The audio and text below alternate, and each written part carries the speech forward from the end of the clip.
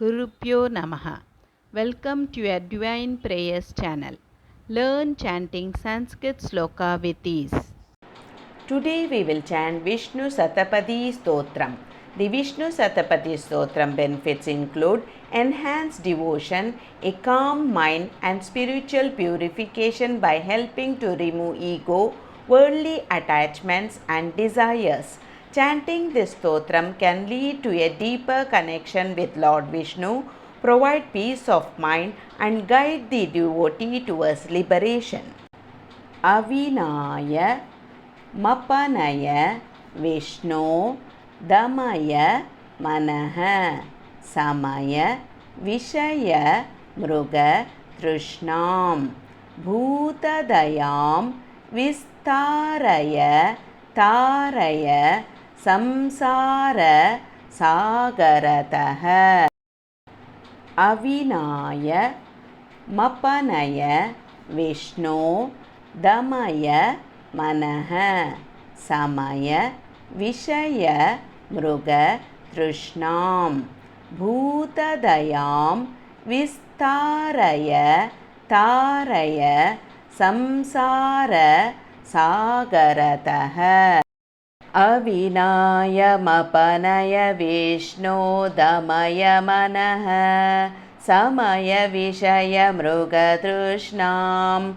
Bhutadayam Vistaraya Taraya Samsara Sagarataha Divyadhuni Makarande Parimala Paribhoga Satchitanande Sripati Padara Vinde Bhavabhaya Kedachide Vande Divyadhuni Makarande Parimala Paribhoga Satchitanande Sripati Padara Vinde Bhavabhaya Kedachide Vande Divyadhuni Makarande Parimala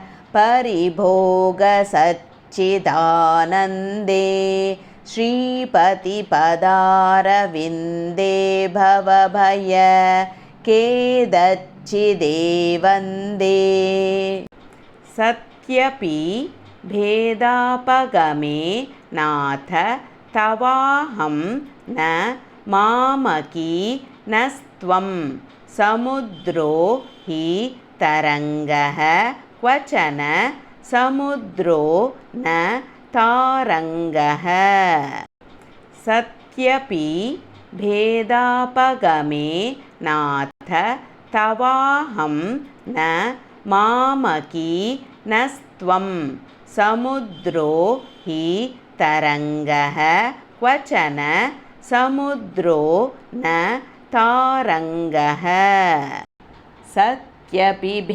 Bhedapagame Natha Tavaham Namamaki Nastvam Samudro Hi Tarangaha Kvachana Samudro Na Tarangaha Uddruta Naga Nagabidanuja Danuja Kulamitra Mitra Shashidushte Dushte Bhavati Prabhavati Na Bhavati Kim Bhavati Raskaraha Uddruta Naga Nagabidanuja Danuja Kulamitra Mitra Shashidushte Dushte Bhavati Prabhavati Na Bhavati Kim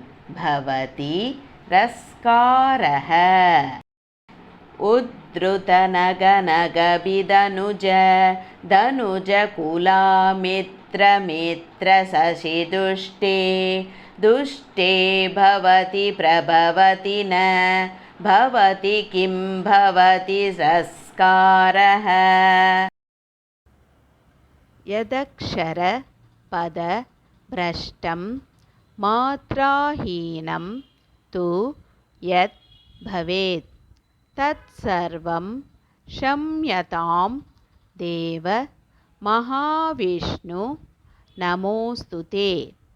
विसर्ग बिंदु मात्राणि पद पादाक्षराणि च न्यूनानि चातिरिक्तानि क्षमस्व महाविष्णु अन्यथा शरणं नास्ति त्वमेव शरणं मम तस्मात् कारुण्य भावेन रक्ष रक्ष Mahavishnu.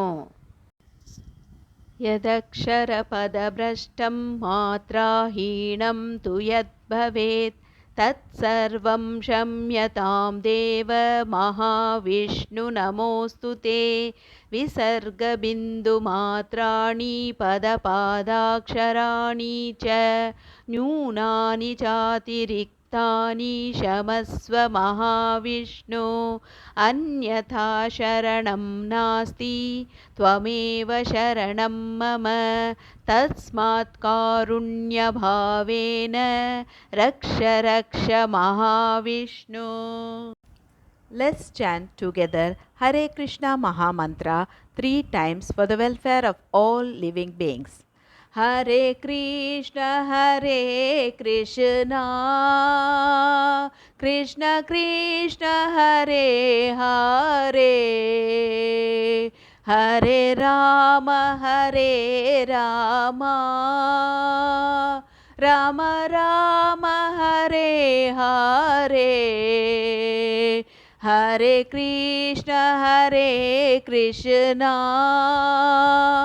Krishna Krishna Hare Hare Hare Rama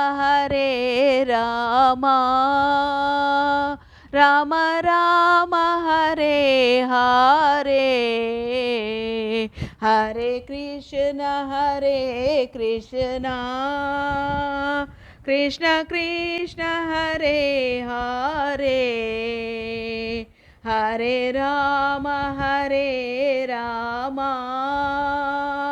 Rama Rama Hare Hare. Hope you could follow along with me in chanting this sloka. More in queue. If you enjoyed this video, please like, share and click on the bell icon to subscribe and show your support.